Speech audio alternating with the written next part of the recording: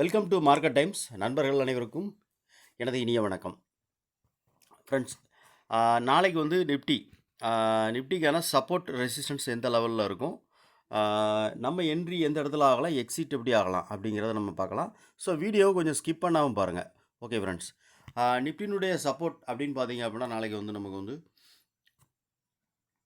23,443 அப்படிங்கிறதுல ஃபஸ்ட்டு நமக்கு வந்து சப்போர்ட் இருக்கும். ஓகேவா? அப்போ இந்த 23,433 443ங்கிறது ப்ரீவியஸ் டேனுடைய லோ, அதாவது கரண்ட் டே இன்றைக்கி உள்ள லோ வந்துடும். நாளைக்கும் போது ப்ரீவியஸ் டே ஆயிரும். ஓகே, இது ப்ரீவியஸ் டேவுடைய லோவாக இருக்குது.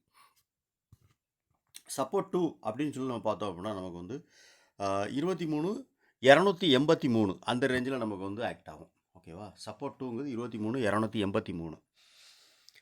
ரெசிஸ்டன்ஸ் அப்படின்னு சொல்லி பார்க்கலாம். ரெசிஸ்டன்ஸ் 1 அப்படின்னு சொல்லி பார்த்தோன்னா 23,720 23,720ங்கிறது நாளைக்கு R1 இருக்கும். அதே மாதிரி R2 அப்படின்னா 23,851 அப்படிங்கிறதுல நமக்கு ஆக்ட் ஆகும். 853 அப்படிங்கிறதுல நமக்கு ஆக்ட் ஆகும்.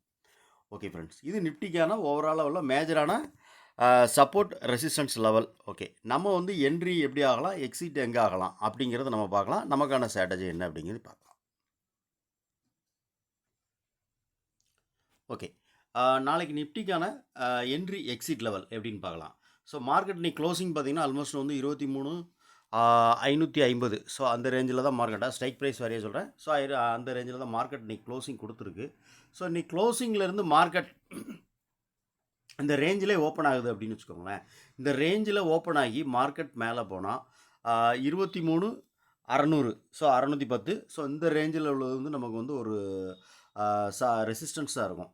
இன்கேஸ் மார்க்கெட் இதையும் நமக்கு வந்து பிரேக் அவுட் கொடுக்கு அப்படின்னா நமக்கு வந்து அடுத்து இருக்கக்கூடிய லெவல், அதாவது டே ஹை, இந்த டே ஹை இருக்கு இல்லையா, டே ஹைங்கிறது வந்து 23,667 அந்த ரேஞ்சில் இருக்குது. இந்த டே ஹைங்கிறது ஒரு ஸ்ட்ராங்கான ஒரு ரெசிஸ்டன்ஸாக இருக்கும்.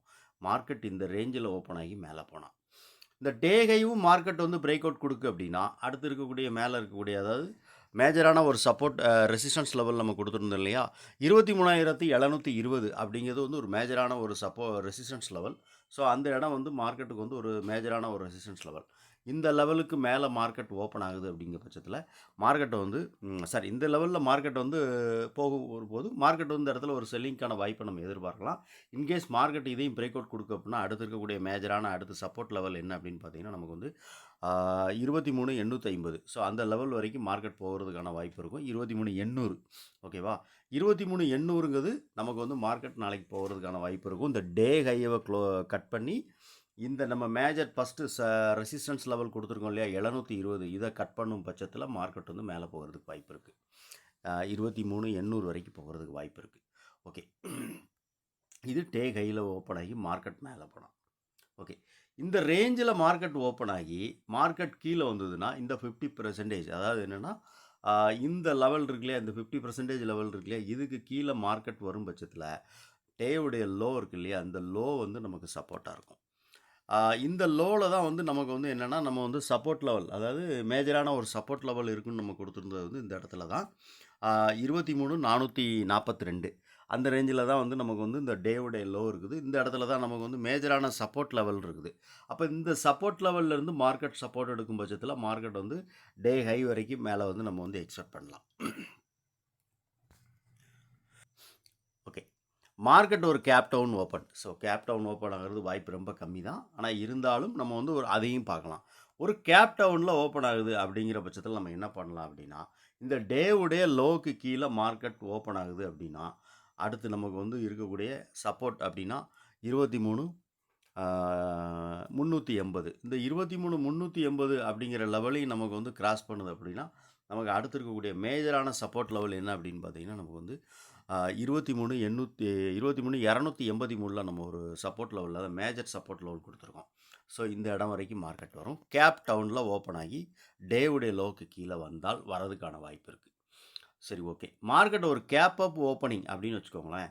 இந்த கேப் அப் ஓப்பனிங்கில் நம்ம என்ன பண்ணலாம் அப்படின்னா நம்மளுடைய 23,720 அப்படிங்கிறது ஒரு மேஜரான சப்போர்ட் லெவல் சொல்லியிருந்தோம் இல்லையா, இந்த சப்போர்ட் லெவலில் ரெசிஸ்டன்ஸ் லெவல் சொல்லியிருந்தோம் இல்லையா, இந்த ரெசிஸ்டன்ஸ் லெவலில் மார்க்கெட் ஓப்பன் ஆகுது அப்படின்னா இந்த டேவுடைய ஹை இருக்கு இல்லையா, இந்த டே ஹை வந்து நமக்கு வந்து ஒரு சப்போர்ட்டாக இருக்கும். டேவுடைய ஹை ஒருவேளை அந்த 20க்கு மேலே மார்க்கெட் ஓப்பன் ஆகுதுன்னா அப்போ 720 சப்போர்ட்டாக மாறிடும் நமக்கு. இது ரெசிஸ்டன்ஸ் சப்போர்ட்டாக மாறிடும்.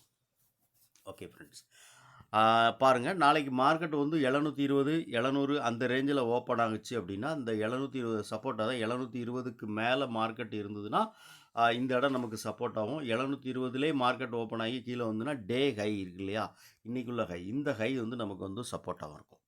ஓகே ஃப்ரெண்ட்ஸ், இது வந்து நிஃப்டிக்கான நாளைக்கான லெவல்ஸ். சப்போர்ட் எது ரெசிஸ்டன்ஸ் எதுன்னு பார்த்துட்டோம். ஸோ நாளைக்கு மார்க்கெட் எங்கே ஓப்பன் ஆனால் நம்ம எப்படி என்ட்ரி ஆகணும், எப்படி எக்ஸிட் ஆகணும் அப்படிங்கிறதையும் பார்த்துட்டோம். ஓகே ஃப்ரெண்ட்ஸ், இந்த வீடியோ உங்களுக்கு பிடிச்சிருக்கு, ரொம்ப உபயோகமாக இருக்கும் அப்படின்னு நினச்சிங்கன்னா லைக் பண்ணுங்கள், நண்பர்களுக்கு ஷேர் பண்ணுங்கள், ரெக்கமெண்ட் பண்ணுங்கள். நன்றி.